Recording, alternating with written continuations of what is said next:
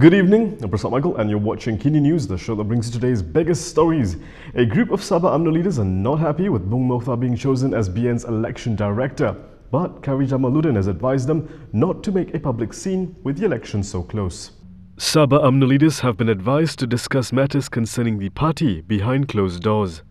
Rembau MP Khairi Jamaluddin made the call after UMNO Supreme Council member Abdul Rahman Dahlan expressed discontent yesterday over the party's choice of Sabah UMNO chief Bung Mokhtar Radin as the director of the upcoming Sabah elections.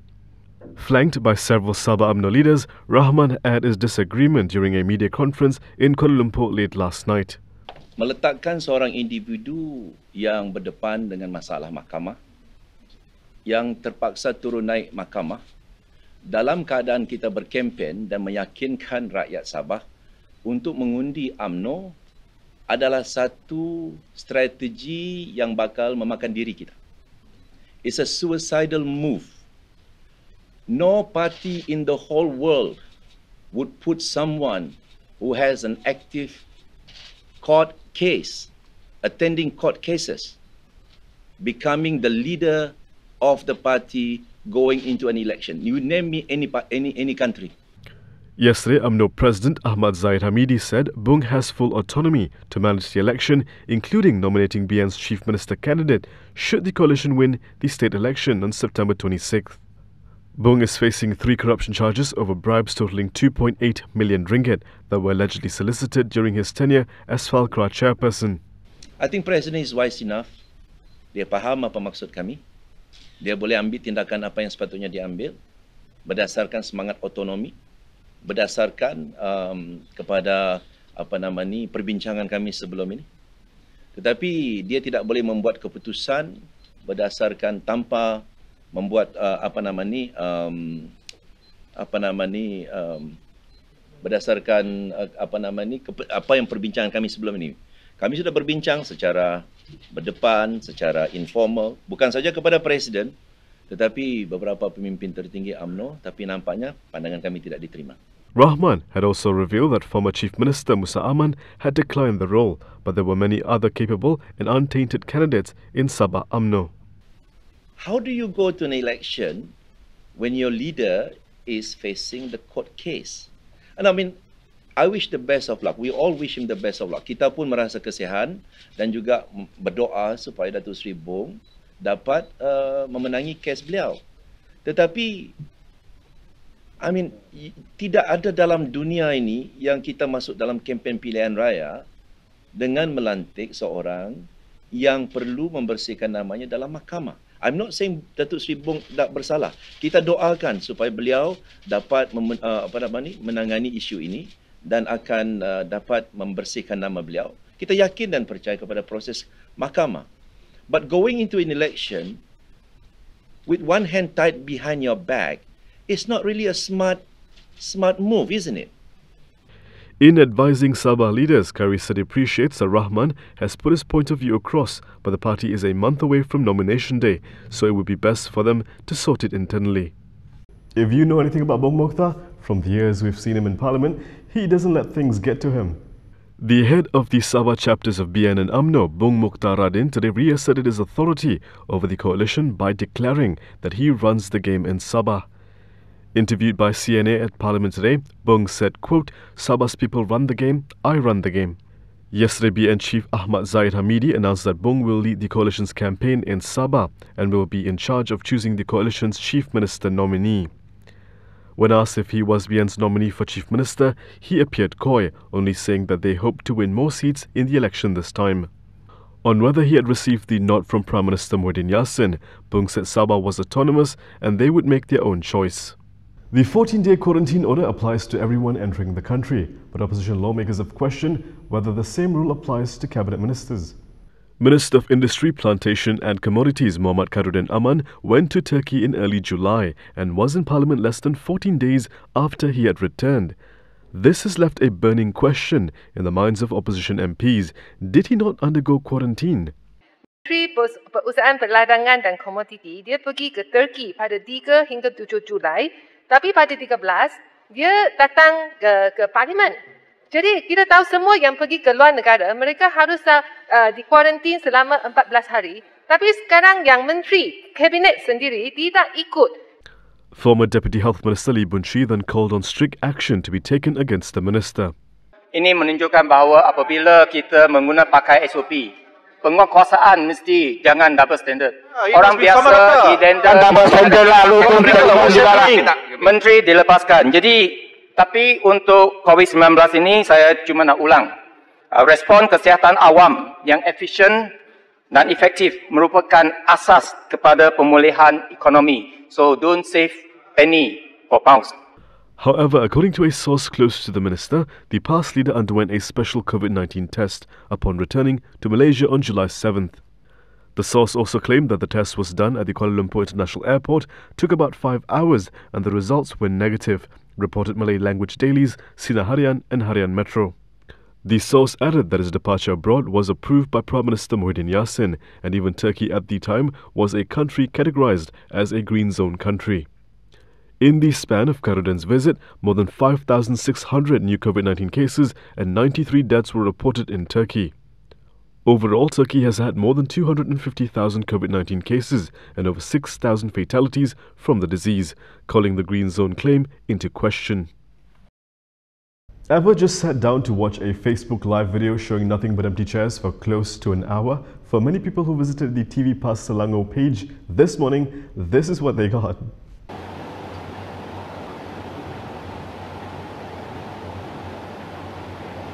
This was the scene ad on a live stream by Selangor PAS on what should have been an event to announce an alleged defection by a state Amanah leader.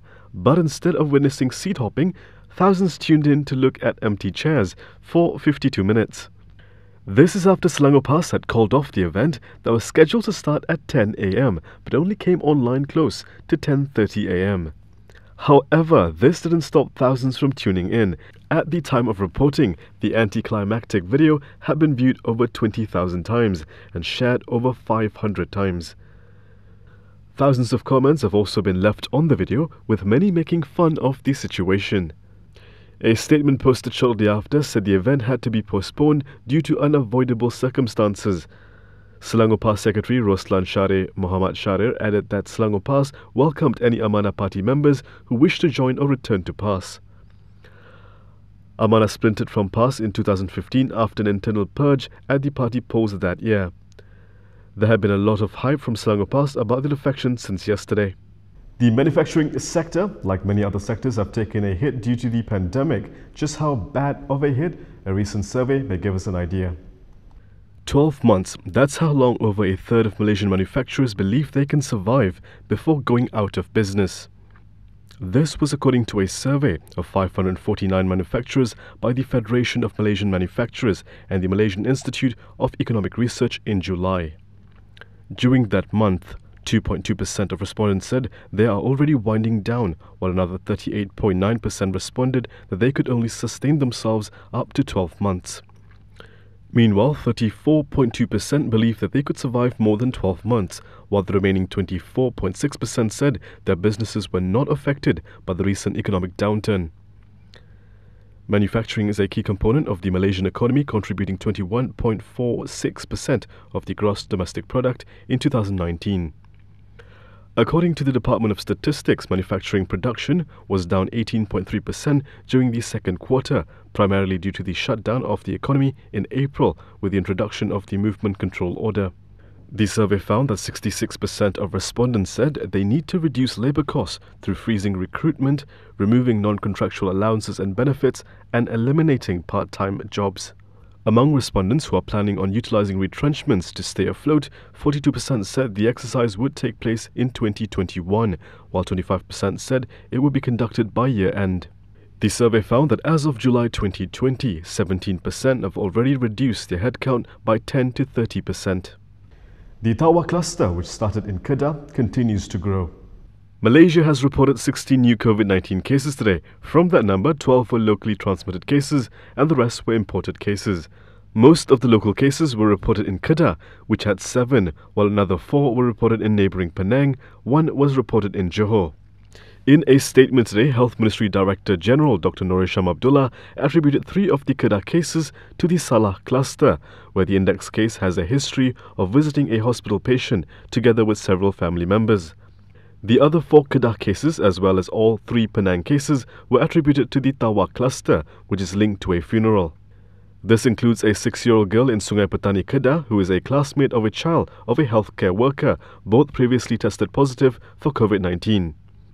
This comes in the wake of several Tawa cluster infections at a different school in Kulim, Kedah, that has forced the school to shut down temporarily.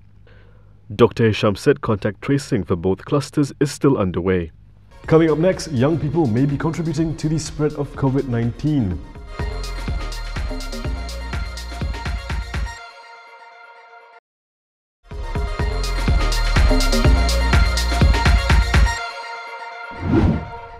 The WHO has warned that young people, many who are not aware they're infected, may be passing COVID-19 to others.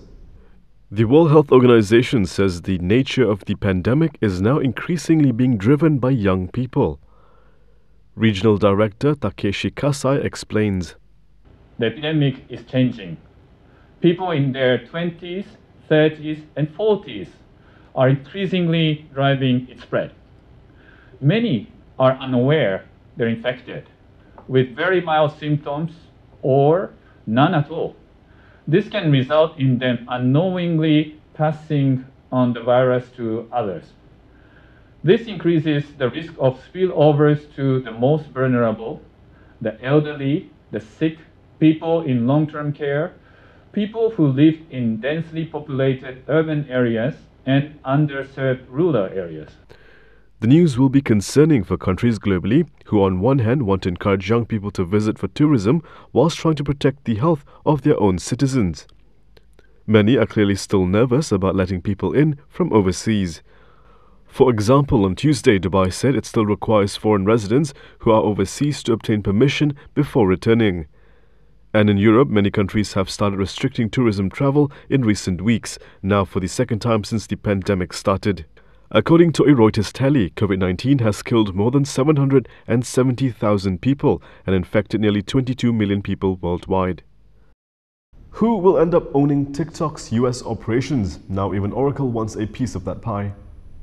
The race for TikTok's US operations could have a new contender, Oracle. According to Britain's Financial Times newspaper, the tech company has held preliminary talks with the app's Chinese owner, ByteDance. Oracle is reportedly considering buying TikTok's operations in the US, Canada, Australia and New Zealand. The FT said on Monday that Oracle was working with some US investors that already have a stake in ByteDance. There was no immediate comment from ByteDance, TikTok or Oracle on the FT report. Reuters reported earlier this month that Twitter had approached ByteDance to express its interest, while Microsoft was still the favorite to clinch the deal. The FT also said that Microsoft has considered a bid to take over TikTok operations beyond the nations it outlined earlier in August. Europe and India are reportedly of particular interest, even though the app was recently banned by the Indian government over border tensions with China. But ByteDance is opposed to the idea of selling additional assets. Donald Trump last week ordered the firm to divest US operations of the video app within 90 days. He's cranking up the pressure on the Chinese company over concerns about safety of personal data it handles. And that is all from me today. For more stories, you can go to KiniTV.com. You can also follow us on Instagram, Twitter, YouTube and Facebook for the latest news updates. I'll be back with more tomorrow, same time, same place. I'm Prasad Michael. Thank you for watching.